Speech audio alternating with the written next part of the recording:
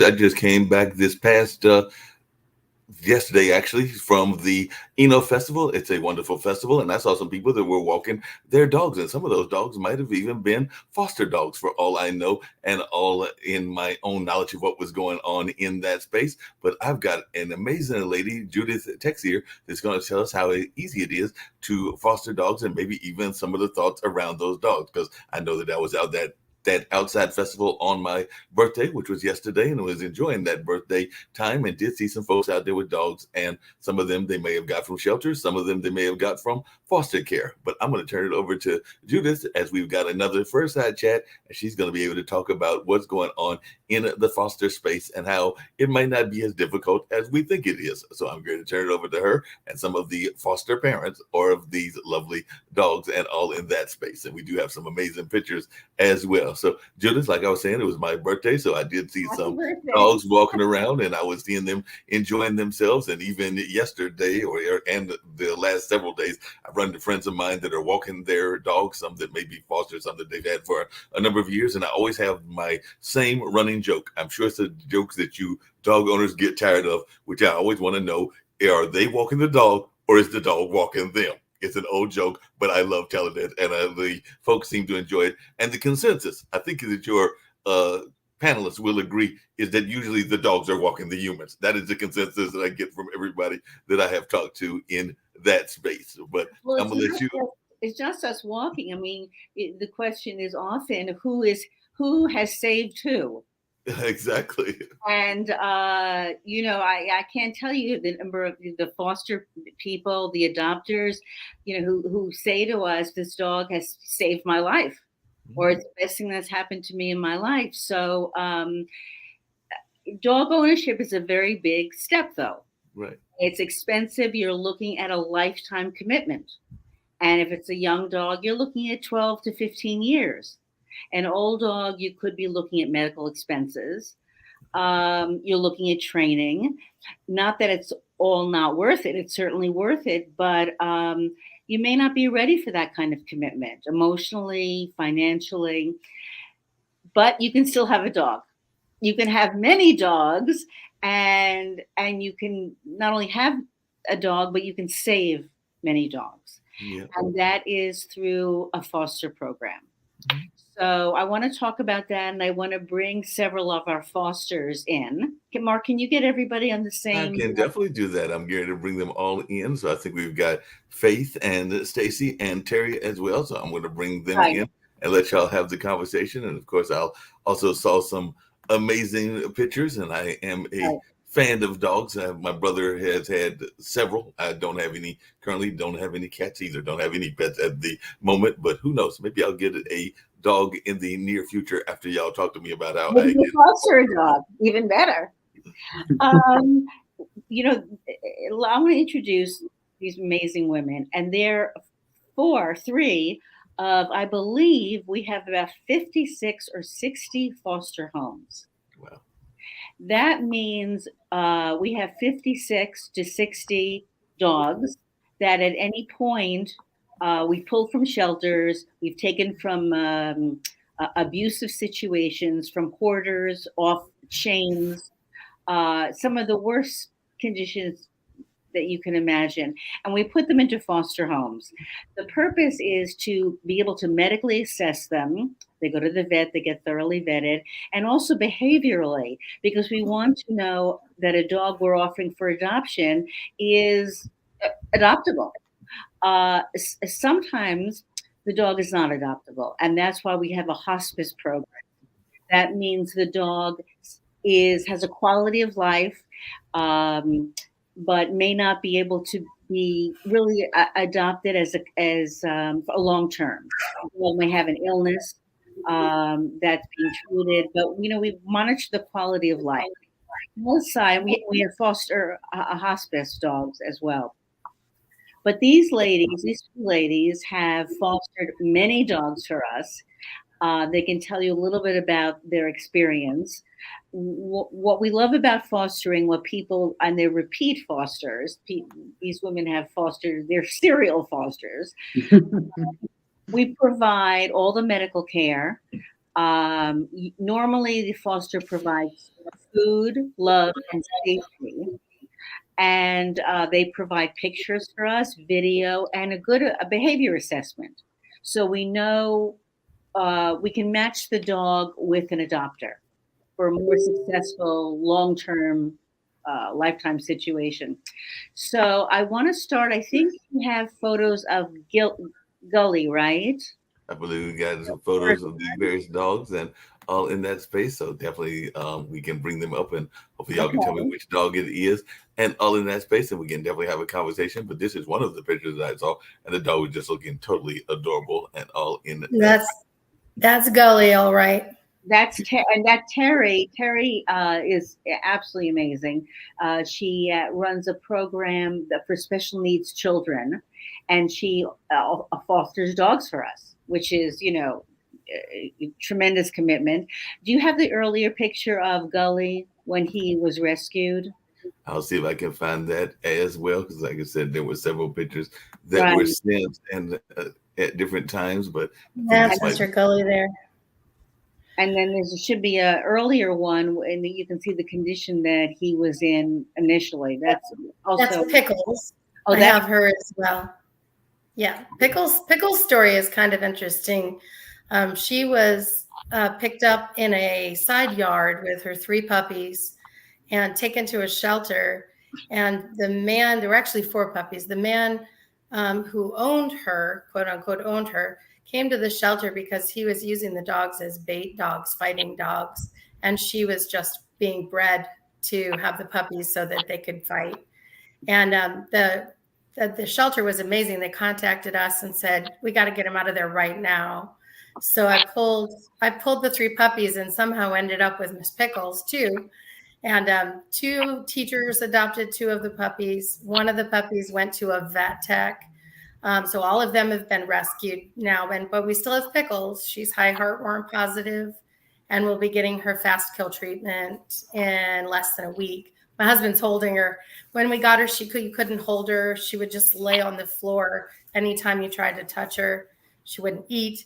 And now she's like I said, she's sitting on my husband's lap and loves to play and roll and wrestle. And she's just doing amazing compared to when we first had her.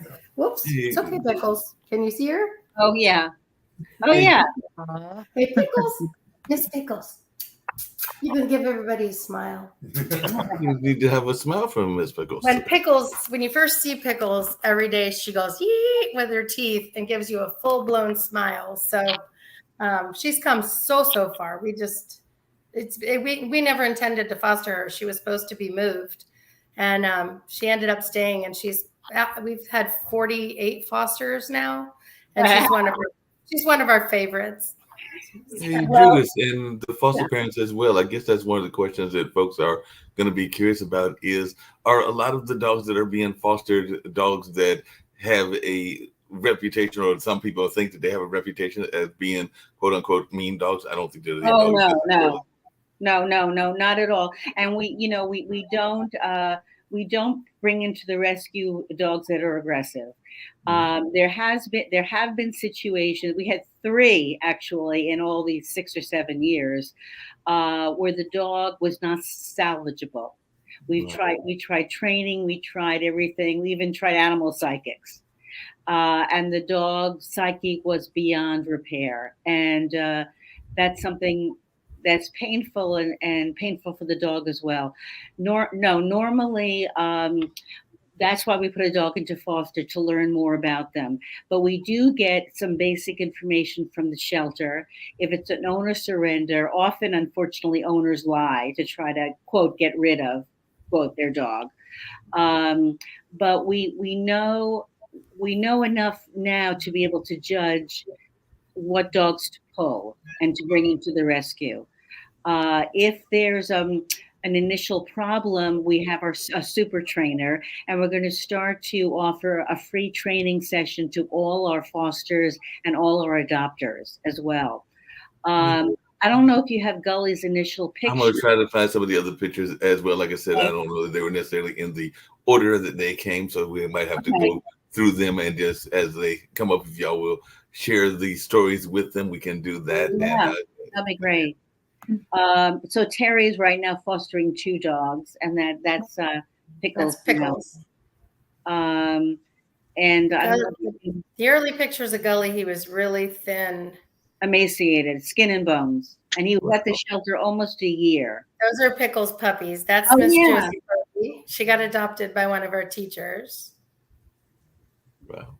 She would have been used as bait dog. I don't know if you're you know, our listeners are familiar with bait dogs, dog fighters, and they are proliferate in North Carolina, dog fighting rings.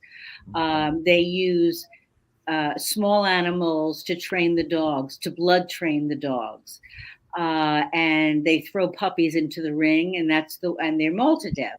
And that's how they train fighting dogs. So puppies are at very high risk. And unfortunately, shelters don't really screen adopters. They just, get the dogs in, kill them within normally 42 hours if their owners surrender, or just basically adopt out.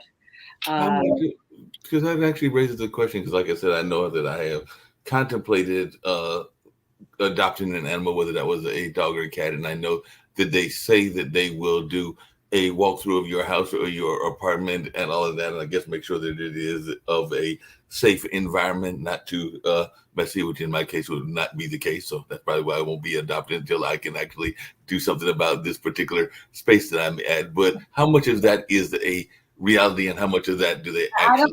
I don't know any shelter that does that. I know no shelter that does that. We do that.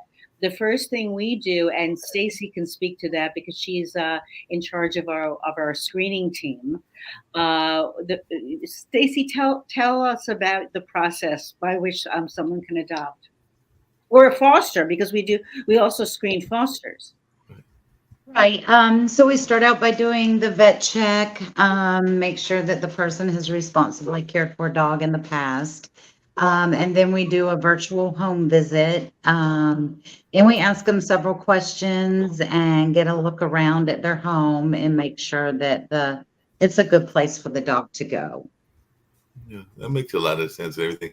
Just really curious as you was bringing that up. One of the things that crossed my mind, and like I said, I know different kinds of animals. Had some friends with dogs, some with birds, some with cats, and a number of other things. But I know that sometimes there are certain animals that are more subject to being, I hate to use this term, but like throwaways, because I know that is a issue with feral cats, and I imagine it's an issue with abandoned dogs. So is that something that folks need to be concerned about, and how does one go about making sure that they are gotten rescued in a positive way and all along those lines? Because I don't know what you mean by throwaway dogs. I don't know what do you mean by that? Like the person is leaving and they don't know who want to take the dog with them, so they find them. They abandon the dog. Abandon them a lot. Yeah, and Faith, I don't know. You sent pictures of the dogs. You fostered a lot of small dogs for us. You want to tell us? I don't know, Mark. I think we sent you quite a number of pictures. Yeah, and I have quite a number of them, and then we'll bring up another. Okay. Faith, tell us about your because you are a serial small dog foster for us. Tell us a little bit about this one. Yeah. And if you can find the picture of Cooper, he's the one that was really, really matted. He's like a beige color, but it's really sad, the condition that a lot of these dogs, come into the shelters. They can be completely matted. Their fur is completely overgrown. It's stuck to their eyes. Their nails are, curved over and growing into the skin. They've been completely neglected, and I think that's what brings us all pleasure, is seeing the transformation of these dogs and what they go through. A lot of times their temperaments, when they're in the shelter, are not reflective of their true personalities because they're under so much stress in the shelters. Mm-hmm. They're guarding, they might be nipping or something because they're just scared. Mm-hmm. So once they come into, the foster homes, they need time to decompress. Here's a very good example. This is a dog that was one of the worst cases of neglect and matted fur that I've ever seen. Yeah, shocking. He was in terrible condition, and he was frightened beyond word. You couldn't approach him. He wouldn't approach you. He wouldn't go near a food bowl. He was terrified of dog bowls, crazy enough. And I don't know if you can find the picture when he got groomed, what he looked like. Let's see. Nope, keep going. Another one who was in bad shape. But Oh, let's see if we can get to him. Nope. We're still going. Keep going. These are many of the dogs that I've had. yeah. The smalls that I've had. But as I was saying, I mean, just the transformation is amazing. You know, once they get into the homes and they get comfortable and they learn to trust you, you know, it's really brings a lot of, you know, pleasure and gratitude when you see them play with the toy for the first time. Yeah. Climb up on your lap. It's truly amazing. And it's really sad to, you know, to think about what they've come through. I know me personally, I always want to know so bad, you know, what the environment was that they were in before, what type of home they were in. Were they an outside dog? Were they an inside dog? So for me, it brings me a lot of gratification to see the transformation and see them get comfortable and, you know, learn what it's like to actually receive love. And sometimes, you know, we actually just pulled, I guess, about a few days ago, a 12-year-old dog. We do pull a number of seniors, and you know, particularly, I'm very sensitive to the seniors because they've lived in a home, even if they've lived in a home in which they were loved. It makes it worse when, for some reason, they end up in the shelter. Maybe the owner died. We have a lot of that. The owner dies, relatives just bring an old dog to the shelter. It's a terrible thing. Or someone, people who give up dogs for all kinds of reasons. They have a baby, they get divorced, they don't have time, and you know, their commitment. They haven't made a lifetime commitment. So the dog could, you know, coming from the kind of neglect, you can't imagine someone having an animal which they've neglected to such a degree, and then they bring the dog to the shelter. You know, North Carolina has very loose cruelty laws, and the shelters really could hold owners accountable, but they don't. They don't have the resources. They don't have the time, and it's better for the dog to be brought to the shelter rather than dumped on the street. We get a lot of dogs that are found by people, by good neighbors who call us, say, "Oh, I found, you know, a 4-month-old puppy someone found a few days ago and reached out to us." So all kinds of dogs end up on the street and it's not their fault. Terry, I know in terms of, you have quite an active household. You have your own dogs. You have special needs children, I believe. Is she on? Is Terry on? She was still on. Let's see if she's still there. She might have dropped off because I don't see her on anymore. Oh, okay. Oh, all right. Stacy, I know you have several dogs. Mark, can you pull up Dale? Can you pull up anything? I can pull up Dale. I actually saw Dale's both before and after. So we're going to do good. Dale's before and after and all in that space. So this is Dale before them. I'm going to pull up them. I have to switch it to a different screen, but we can definitely do that. So that would be wonderful. And all in that space.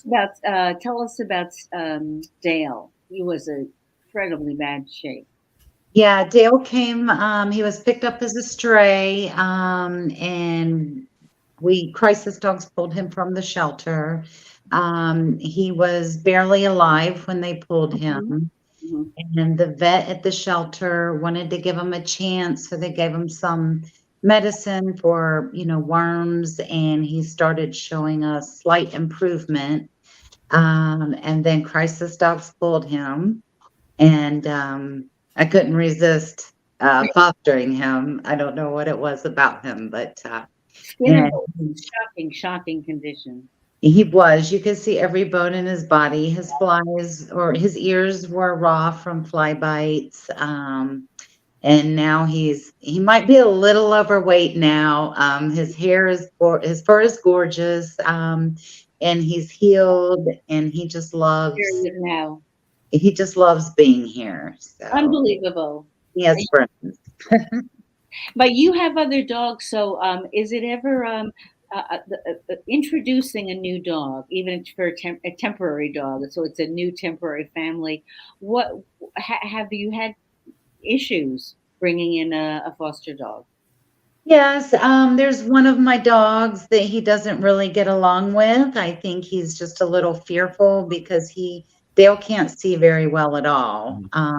He can hear pretty good, but I think the other dog frightens him. And he doesn't have a lot of teeth, so he can't really defend himself. He's about So 11 years old, isn't he? About 11 or 12 or 11? he's 12 now. I've had him almost a year.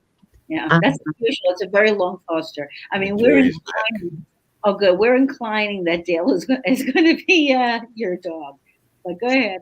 He's welcome to stay here until he either finds a home or, he dies. So he's more than welcome here. We love him. But we just keep him separate from the other dog. So he's good with all the other dogs in the house. And we just rotate the two, Dale and Carter, because they don't get along. Oh, yeah. And Carter is also a foster dog, right? Carter's a permanent foster dog. Permanent foster dog, right? I mean, the average time, Faith, it's a pretty good indication. You get in very cute little dogs. What's the average time that you foster for? I would say maybe about 3-4 weeks. Yeah, It's a dog that's highly adoptable. Doesn't Yeah. have a lot of medical issues that we need to take care of before they're suitable to go to a new home, to go to a right. doctor.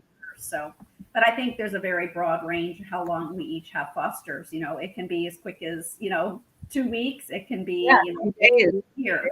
So it really does just depend. But And Judith, I had a quick question because I had this a lot of picture medical- of the very matted dog and everything, which was the one that y'all said was Faith Hank and everything. And then I saw another picture where the dog did not look that matted and looked much different and everything. So I just want to make sure that I was seeing the right picture, that this is the same dog. Yes. So, Yes. That is. And I don't know if you have the one that I sent this morning. I actually got an update. I reached out to the adopter down in South Carolina yesterday to see how Cooper was doing. Oh, yeah. She sent me another picture, and he's a fluffy little poodle now. I think I do have that, and I'll see if I Really? can find that one as well. But Yeah, I I think I also was find right. a lot of times, I don't know, the other foster moms would agree, but a lot of times they get attached to you, right? Because you're the first person that has given them love and attention, so they tend to attach very quickly.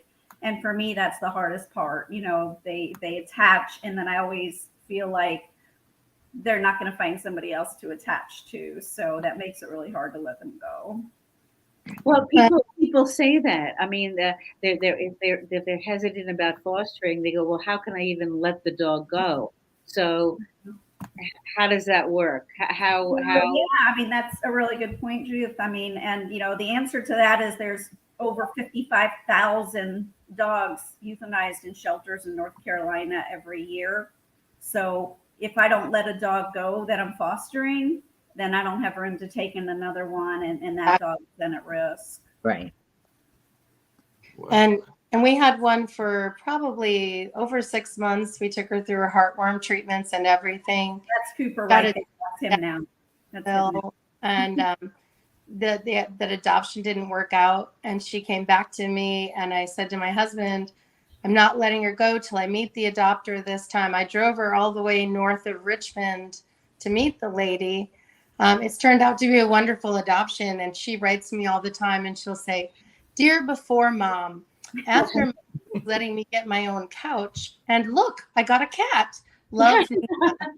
And she sends me the best messages, and it was hard to let her go, but she's got I couldn't have provided that kind of home for her. So I'm glad she's happy now. And if a dog doesn't work out, we take the dog back. uh, pretty fast. But we also take the dog back. We've taken dogs back 2, 3 years later when the owners died. So Well, we make a commitment to the lifetime of the dog. In terms of fostering, I think Faith, Terry, and Stacy, I think most of the adopters have stayed in touch with you. A lot of them And do. and you're also been part of the adoption process. You know, their evaluation. Stacy knows you get in the application. We provide the fosters provide a very thorough evaluation. So Stacy can look at the application.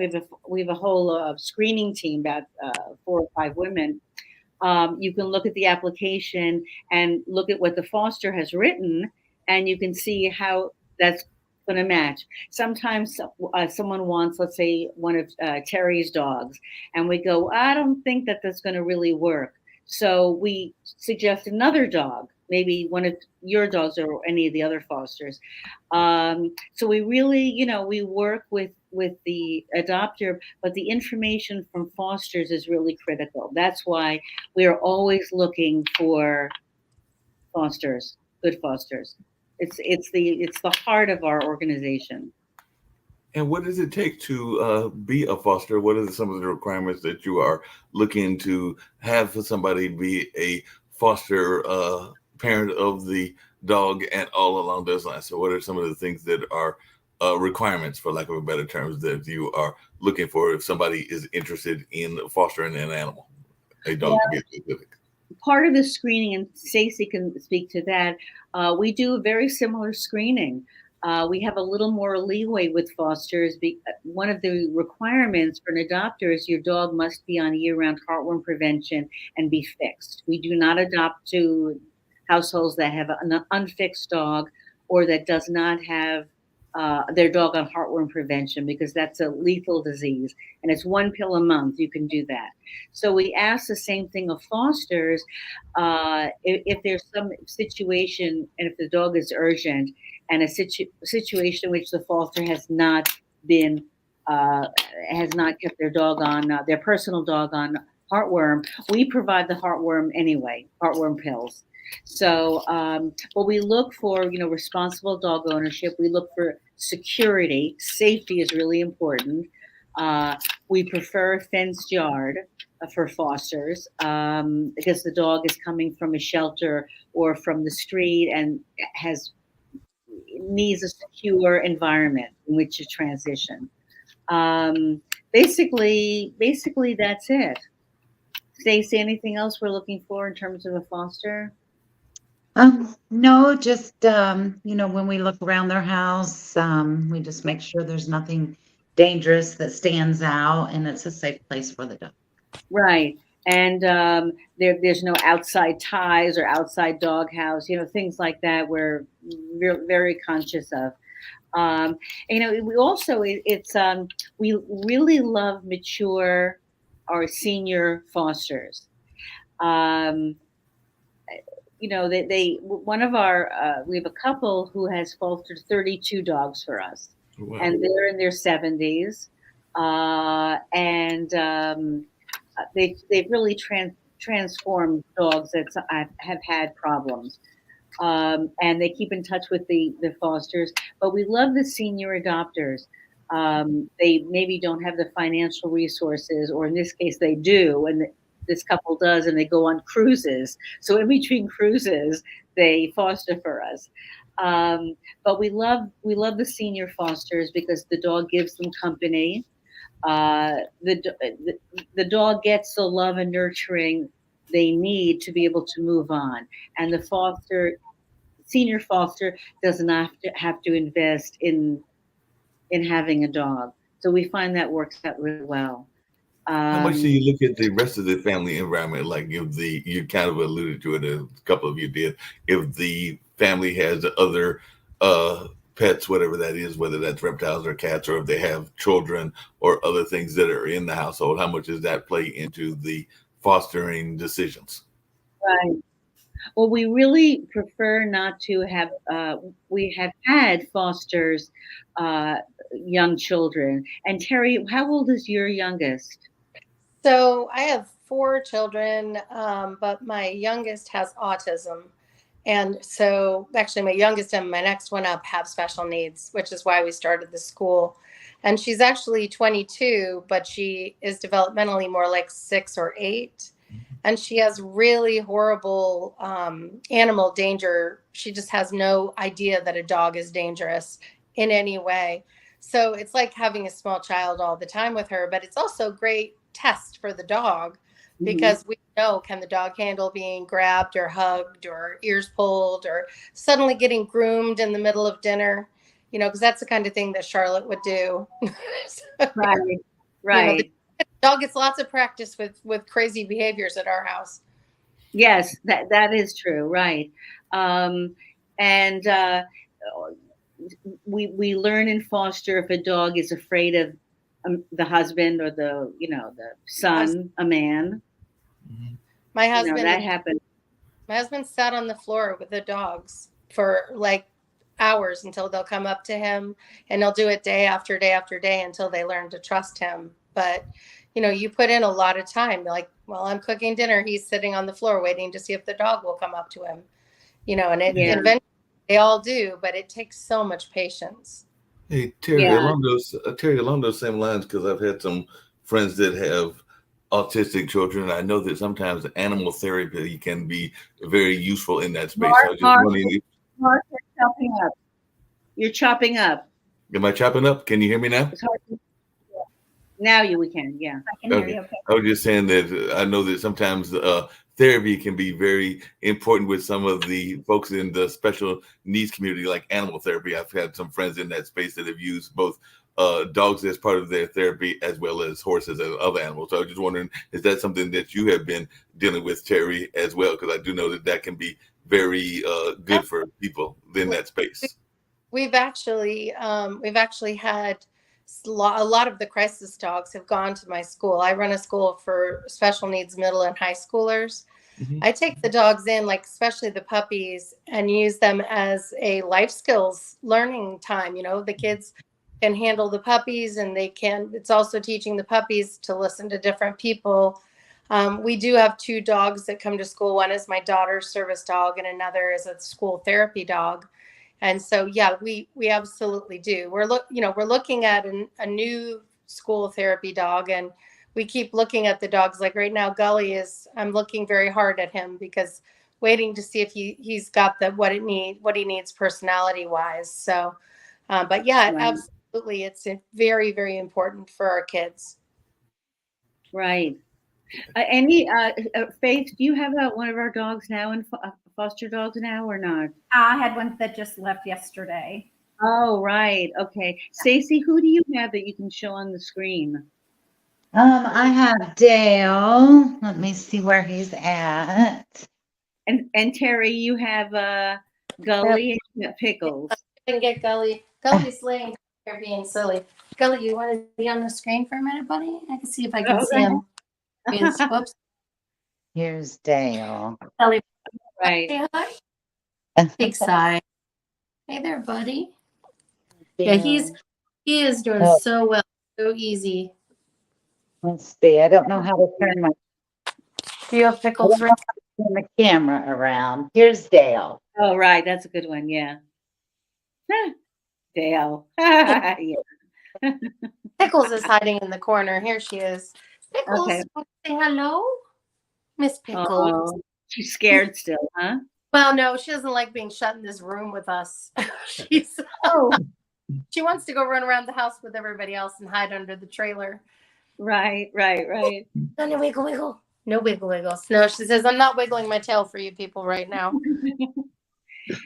Well, if anybody's interested in fostering, they need to go on our website, which is crisisdogsnc.org, and fill out a foster application, and we'll talk to them, see what they're interested, what kind of dogs they're interested in.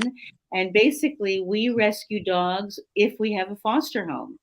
So the faster we adopt out a dog from our large stable of fosters, it leaves an open space, but sometimes we just don't have an open space. And that's when we need desperately to have more fosters. That's how us serial fosters become multiple fosters of dogs at a time, because you see the need and they post a dog and say it's urgent. And suddenly, like that one crazy group, Pickles and her puppies, I just said to my teachers, don't y'all want to become fosters? And then suddenly we have Right. puppies going left and right. And yeah, and then they ended up getting adopted. So, Right. never. Terry, you were wearing our new T-shirt. Yes, ma'am. Let me see.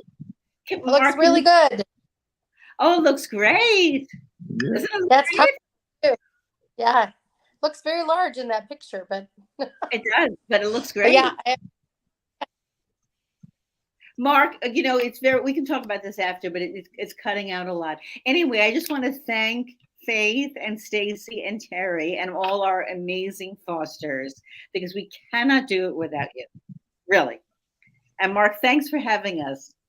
No problem. Looking forward to it. I love these conversations. Y'all are doing a great job of sharing the wealth of knowledge about what's going on in the animal kingdom, and particularly with these animals that are part of our lives and all in that space. So I'm looking forward to more conversations, hopefully even one next week and all in that space. But definitely, I definitely hope folks will able to think about what y'all are talking about, and definitely get more folks adopting these dogs that need this adoption and all in that space. So I hope that folks will be reaching out to you and getting in touch with you so that you can get some of the animals adopted that are needing adoption, as well as foster care as well. So definitely get ready to get us on out of here with a couple of commercials, including some about a human institution, which is the Natasha House, and that is dealing with some folks that have gone through some situations in terms of domestic relations and a number of other things. So I'll get out with that particular thing, and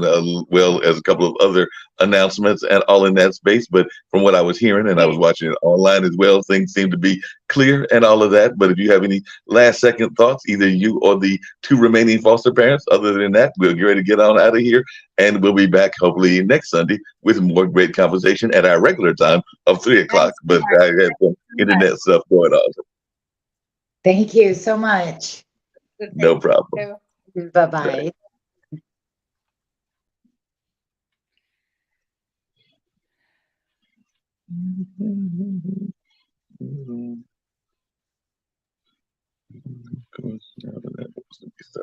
Hold on.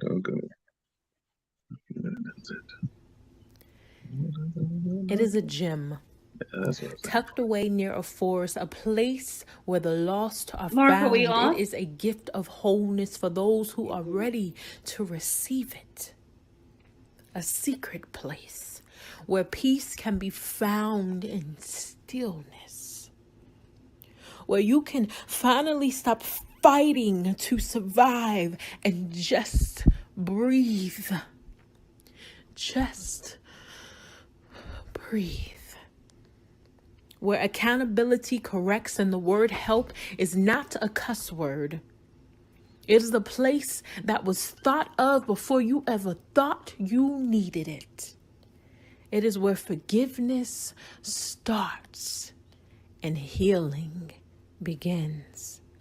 Well, we are taught that when we put our hands to work, we can create some things. As we uprooted the weeds in the garden, it was a reflection of our lives. As we uprooted disappointment, as we uprooted pain, as we uprooted being traumatized. Because God doesn't deal with the surface. He gets to the root of it. We laughed. We shared tears. We shared our stories. We shared our fears, our dreams, our visions, our heart. We were more than just mothers. We were broken women trying to figure out how to become whole again. It became a place where homelessness became hopeless until we reached the bridge of wholeness.